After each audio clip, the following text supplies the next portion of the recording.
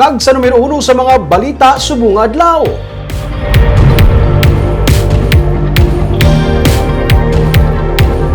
Si Anay 3rd District Representative Albi Benitez nag-file na sa iyang transfer of registration sa COMELEC sa Bacolod sinigid lamang nga hapon. Iyagin pahayag nga wala pa siya makadesisyon kung bala magapapili siya nga alkalde sa Bacolod. Para sa dugang nga detalye, kaupod naton si Marty Go.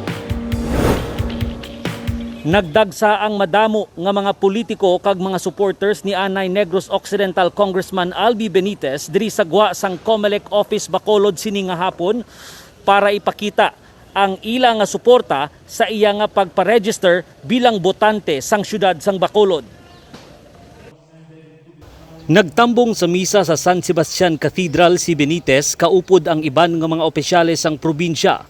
Gikan sa cathedral, sila ang naglakat padulong sa Bacolod COMELEC office. Ginsug-alaw si Benitez ang madamo nga mga supporters nga nakasuksok sang duag nga blue kag yellow kag may mga bit-bit nga placards kag streamers nga Run Albi Run. May mga pulis nga nagabantay sa gwa sang COMELEC office para masiguro nga masunod ang mga minimum health protocols.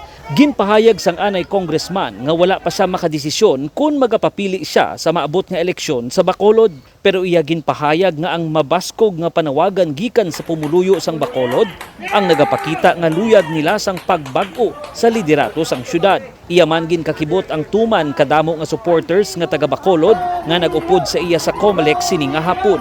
Sila ang nag-ida sa kilid sang Dalan San Juan nga nagtuga naman sang traffic sa mga nagalinabay nga salakyan.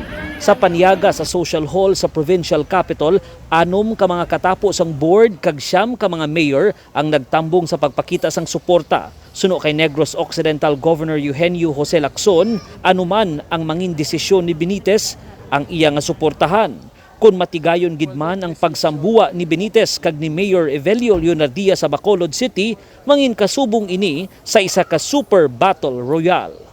Nagwa na sang frustration sang last year na ginhawat ang himo sa mga health protocols, no, and ang collaboration and cooperation between the city and the province daw wala mag-dive, no.